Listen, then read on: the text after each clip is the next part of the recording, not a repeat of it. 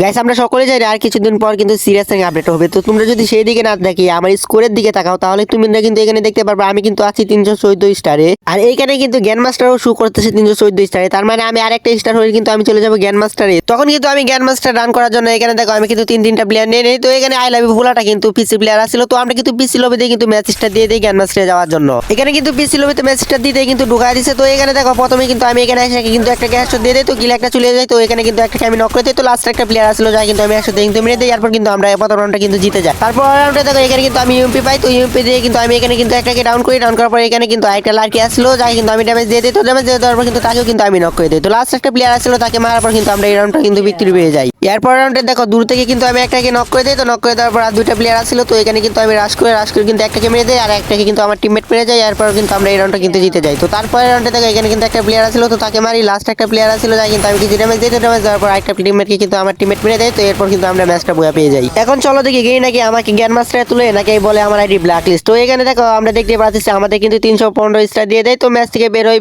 দেখি যে ফাইনালি কিন্তু আমার জ্ঞান মাস্টার ডান। গেস তোমরা কে কয় স্টারে আছো, তোমরা কি জ্ঞান মাস্টার ডান দিছো নাকি অবশ্যই কিন্তু কমেন্ট বক্সে বলে যাবে। তো ফাইনালি কিন্তু আমি জ্ঞান মাস্টার ডান দিয়ে দিলাম।